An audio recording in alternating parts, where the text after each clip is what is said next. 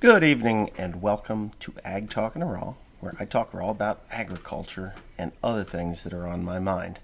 Now, I've changed my hat so that you don't realize that I'm actually, you know, doing two videos tonight. Anyway, so I just have to touch on this because it's so insane the way people talk about me, and they think that I'm some kind of a jealous fool, which I am not. I wish everybody in the farming community the best. I know we're all going through a pretty tough time right now. There's a lot of shortages going to happen. I said this in the last Ag Talking Raw that in 3 to 6 months there's going to be food shortages like people have never even expected, and I got actually a little bit of criticism for that. And the fact of the matter is, I'm not blind and I'm not stupid. When the slaughterhouses get shut down, and there were some actual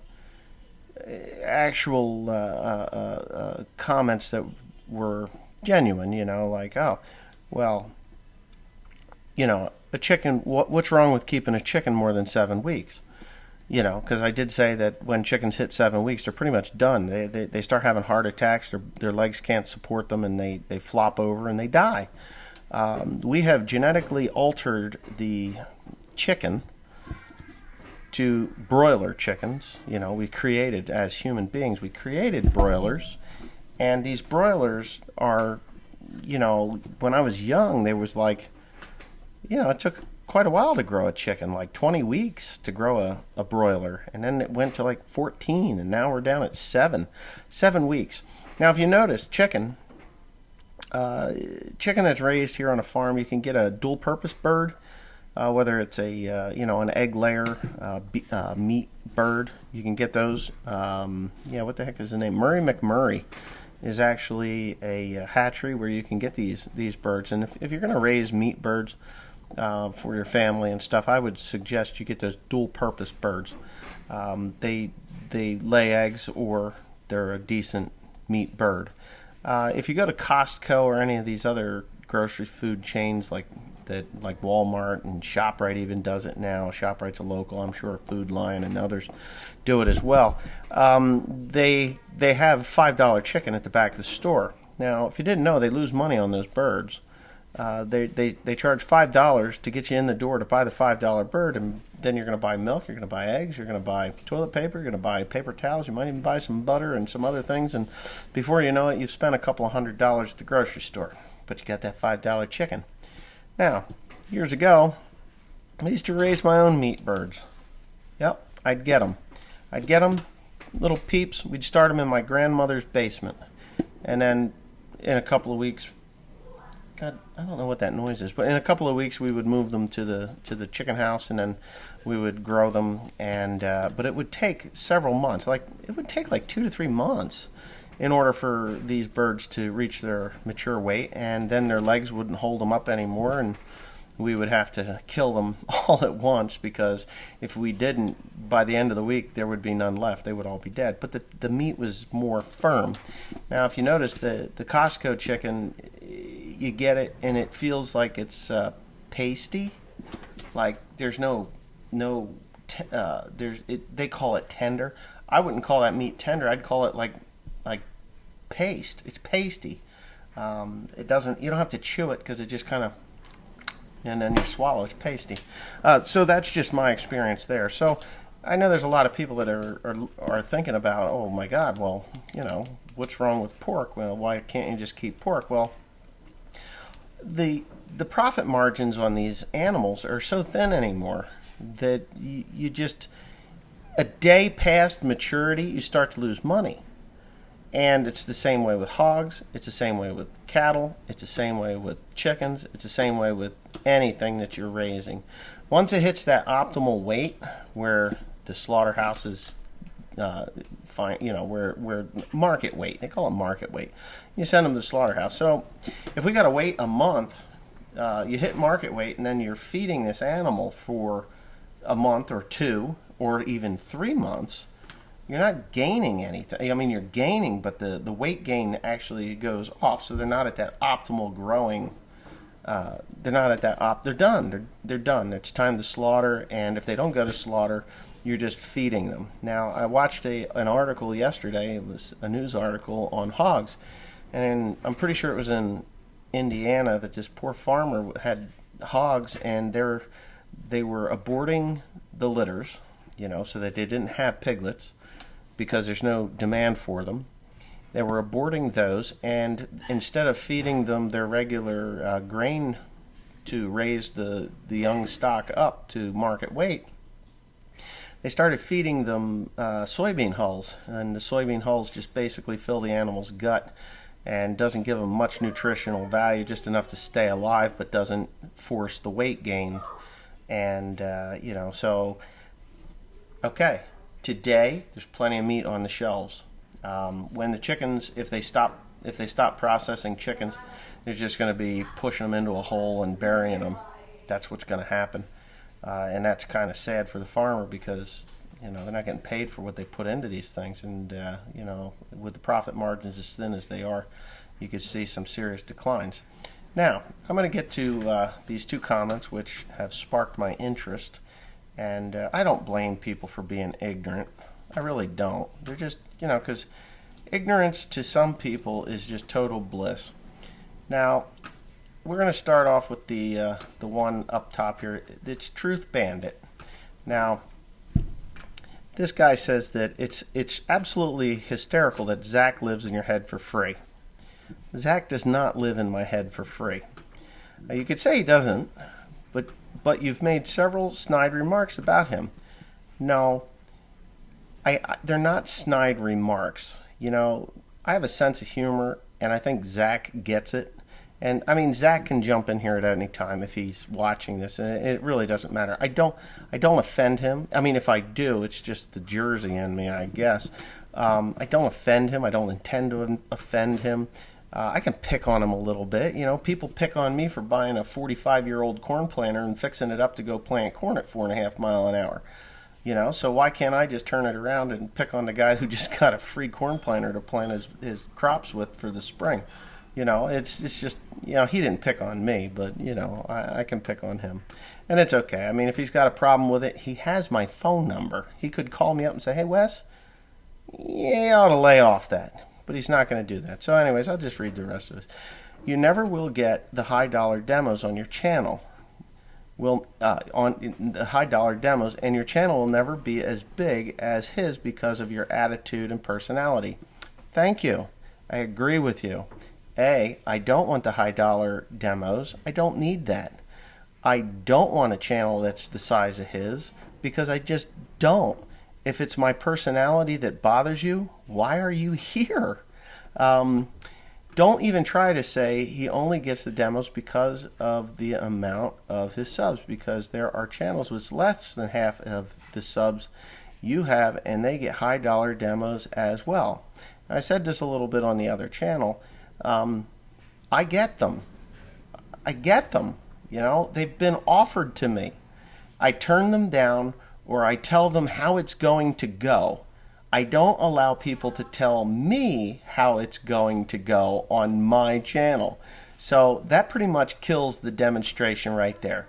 I'm not a kiss ass, as you know, by me reading your comment here. I'm not kissing your ass. You can go fuck your grandmother's dead corpse in her grave for all I care. But that's fine. And if she's alive, you can fuck her too. I don't care. Okay, you would take high-dollar demos too if you could get them, and anybody who didn't would be a fool. Well, no, I disagree there. Why would I take something when they basically take my channel away from me? When they give you one of these things, I mean, Peckway gave me equipment to use. I used them. I abused them. I said good things about the things that I used, and I didn't say bad things about the things that I didn't like. I just didn't feature them on my channel anymore. So if you were smart, you'd have saw that. So after Peckway, I would never do it again. And I said that, and I have said that. Other people do the same things you do just as well or even better, and keep telling yourself what you need to about the mushroom industry to make yourself feel better. If you really think the mushroom industry is bigger than beef or pork, you're full of more shit than I thought. Well, here's a little fact for you, Mr. Truth Bandit. Pennsylvania's largest cash crop is mushrooms. Okay, it's a $4 billion a year business in the state of Pennsylvania. They don't sell that much beef, corn, soybeans combined there.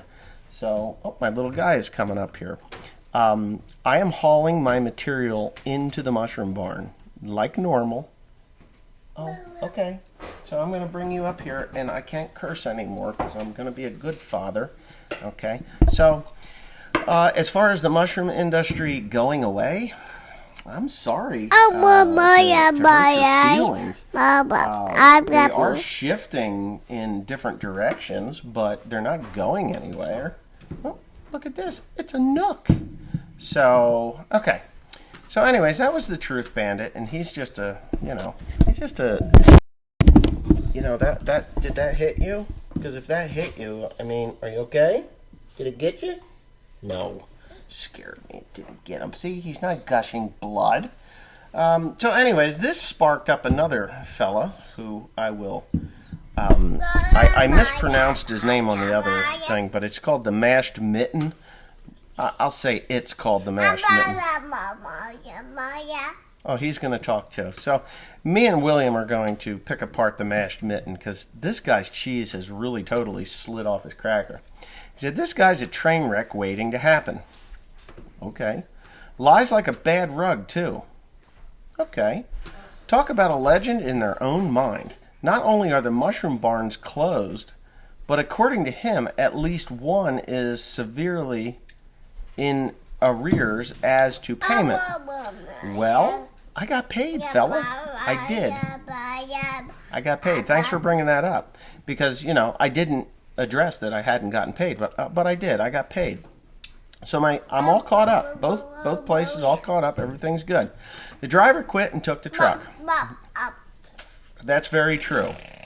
The driver did quit, which I'm fine with. I have no problem with the driver quitting. My problem with him taking the truck was that he didn't honor his agreement with me. He took the truck, and I had signed the title. And I really shouldn't even have to get into this, but I had signed the title. It was part of the agreement that I would sign the title because farming is dangerous and I take trips to the Philippines, and if something happened to me, and I knew this man for quite a while, it wasn't like I didn't trust him. I shouldn't have trusted him, but I didn't. I did trust him at the time, noisemaker. So I signed the title, gave it to him, and when he in the agreement, and I could probably pull it up and read it to you, in the agreement that if it didn't work out, that he could either take the truck with no reimbursement, or I would have the option to pay it off. Well, he didn't give me the option to pay it off, and I'm not upset about the money that I paid towards the truck because I knew it was like a lease to own deal. What bugs me is that I put new injectors, I put new lower end bearings, seals, I put a new starter in that thing, I put new brakes, drums, tires, new radiator. I put a lot of money into the thing. So I had paid him, like, on the lease to own side of it, $34,000, and in repairs and maintenance fees, not including oil changes, because those, I could be responsible for those. I had over $51,000 in total into that truck. So that's what bothers me about the truck. So we can go from there. Okay, new car, notes to pay, along with other payments he's on the hook for. I don't take on any more than I can handle. Okay, just so you know. Haven't heard a word about custom work, so it seems that the revenue stream dried up. So this is just pure speculation on Mr. Mashed Mitten. Okay, so I said in a video back at the beginning of the month, the April Fool's video, that I had people that were actually targeting my land and my business and things like that. So I just stopped talking about it. So there you go. I will be doing the custom work if you haven't figured that out yet. There's a new baler coming and another tractor. So I guess I'm on the hook for that one too with no way of paying for it. All right. Throwing more inputs at 200 acres of corn than he'll probably see at cash out. So again, yes, I will be selling the corn for not a bad price. I mean, I haven't sold it yet. The price is none of your business. And I will be making the corn fodder off of there. Probably going to get somewhere around 3.5 to 4.5 tons to the acre off of it at $85 to $95. We'll just say $90 a ton. So that's a revenue that there's a lot of not available to a lot of farmers. And I'm sure in the next video you're going to say, oh, well, you're just going to strip the land of all its value. Well, the compost that I get from the mushroom growers goes back onto the ground at a higher rate than I take off. Right, Will? So I think I know what I'm doing here. So, I mean, if you haven't gotten it yet, you really need to hit the unsubscribe button and leave. Okay, there's the Philippines compound that's soon to be Chinese soil in not too distant future. Wow. I could just say, oh, wow. Seems the ego can't stop digging the hole that's burying it. The pandemic just gives him excuses. He's been on a long downward spiral for a while. Other channels with half the subs get millions of dollars of equipment thrown at them, free demo, and probably a sweet discount if purchased. His crew's a toolbox of rocks. The one kid that went to welding school is working for him for minimum wage or less. Well, I can honestly tell you that is not the truth at all. Doesn't realize every time he says something doesn't bother him. It's a pain. It's plan as day. It's up his ass sideways. And I don't... What are you, Joe Biden in this sentence? I mean, you can't even string 4 words together that make sense. More it's mentioned, the deeper it's wedged. I think you got a problem there. Anyways... Last for the list of conditions of this farmstead, don't have to be rich to not be a slob. No excuses for that train wreck of a setup. Guys as organized as a pile of pickup sticks. I know I'm talking to the wind, but at least one will see it. Well, I saw it, and I'm pointing you out that you are so clueless. I'll bet you don't even know where your wife's pussy is. That's how clueless you really are. No, I'm not kidding you, Teresa. It's just, I mean, I should cover up Will's ears. But, good God, could you make up anything more false than that? Unbelievable. Mashed mitten? More like dumb ass. Anyway, so we can move on to different things now that I've got those 2 morons out of my way. And I'm calling them out, and I know I'm going to get people saying, oh, you don't have to waste your time on trolls. It doesn't do your channel any good. Okay, I'm going to explain to the people that are about to type that bit into the comment section, and I know you won't be able to help yourselves, but you're going to do it anyway. I'm going to explain this to you in a very simple manner. My channel is my channel. It doesn't belong to Case, John Deere, Massey Ferguson, AGCO, or any other agricultural company out there that wants to give me stuff. I don't want it, okay? I've said this in the past, I'll say it in the future. I will do things on my channel the way that I see fit. If I want to curse in my channel, if I want to tell you you're a freaking moron, I can do that. Am I going to get demonetized? No. Do I care if I do get demonetized? Very little. Because I used to make good money on YouTube, but I don't anymore. Well, I shouldn't say I don't. I'm still pulling down like a lot of money. It's just, I got better things to do, and yeah, whatever. I mean, if I wanted to be super popular on YouTube, I would just, put on a pair of funky-looking sunglasses and say, hello, I'm Cole the Cornstar, and, I mean, he does a good job. I can't stand his opening, but for some reason, it's making him happy and famous, so I'm happy for him. But anyway, yeah, so we'll just talk about the corn planter. This guy says that your corn planter is just fine. It will do the job you need it to. You guys did a really good job rebuilding it. You have every right to be very proud of yourself and your crew. Well, thank you, John. I appreciate that. We do work really hard, and it's kind of been a struggle the last couple of weeks, several weeks, because it's rain, right, Teresa? Yeah. Oh, wait a minute. These guys, my wife left me. That's actually not my wife. That's just some woman I picked up down the street. So that's my. Yeah, my wife left me. It's been a downward spiral. It's been a downward spiral for a very long time now. So, I might as well say my wife left me. Right? And this isn't really my son, William. This is, who are you? What's your name? Give me that. That's what your name, that's what you're going to think your name is. Give me that. Give me that. This is Troubles McGee. So, yeah. Anyway, I find it entertaining that some people are just the way they are. Okay. Andre Borshak. Hi Wes, the electric drive V-Drive is compatible with a V-Set meter, which is a vacuum meter, as the meter you mentioned. I don't have a vacuum, mine's a finger pickup.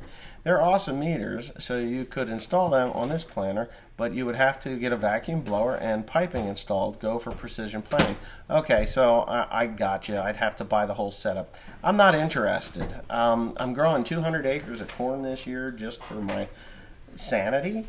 To say that I'm doing something else other than just mulch hay, it doesn't matter whether, it doesn't matter. It's 200 acres. What the hell is 200 acres? Just go in and get it planted, and I can go 4 miles an hour or 5 miles an hour and get it done in a couple, 3 days maximum, and be happy. Be happy that I did it, and the challenges of the year can fall as they may, because the minute that corn's in the ground, I'm gone on my custom baling job, in which, probably didn't exist until 33 seconds ago. But yeah.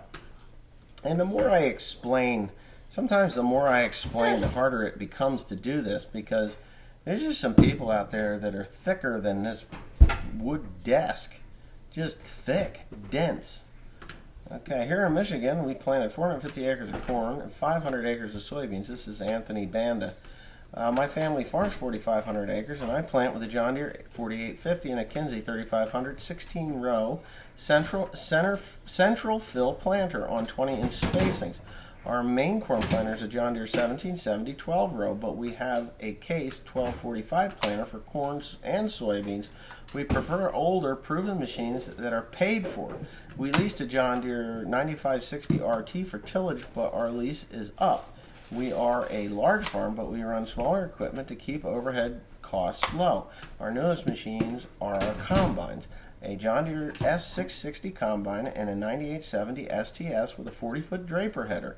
We do custom work as well. I have 18 acres of soybeans to custom plant later this week. Nice video. Stay safe. Farm on, my friends. Thank you, Anthony Banda. You're the kind of guy that I'd actually like to continue making these videos for. So, and guys just like you, people that actually care. Wilk Farm, we had a John Deere 7000 12-row. We upgraded to all precision parts, electric drive, auto shutoff, Delta air down force. Ended up being close to $1,000 per row unit. 3 years later, upgraded to a DB90. I feel the upgraded 7000 did just as good as the new rig. Only difference is I see as we can plant around 12 miles an hour unless you're doing a lot of acres. I don't see any benefit to upgrading the 7000. Just my opinion. Great videos. And Wilk Farms, he nailed it right on the head. It's, why do I need to have this fanciness on 200 acres of corn? Yeah, I mean, there's just no need for it. If I was to go to, say, 5,000 acres of corn, would you do 5,000 acres of corn, baby? I would need a whole host of new equipment, and it wouldn't be a 12-row corn planter. It would be something like a 24 or two 12s, And I'd still probably be going 4.5 miles an hour, even if it could go 10 miles an hour. Oh, you want to be a pain in the butt, man? Because there's rocks here, and we bust shit, you know? That happens. This is my original camera. No, this is not my original. This is the second one. The original camera that I had, Mr. William was just so interested. This is it. Look at the front of this thing. The lens was busted off. Shaked and rattled. Still works, by the way. Anyway, I guess I'm ready for bed. I got to get up at 4 o'clock tomorrow morning, and ow, that's it. Take this little stinkweed. He's hurting me. That's it. Yeah. You're supposed to be in bed, boy. God, that hurt. Got me on the drawer. Hey. Okay, boss. I said I've just had 2 chickens and mushroom pies. Sounds good. Anyways, thanks for watching. I'll see you whenever.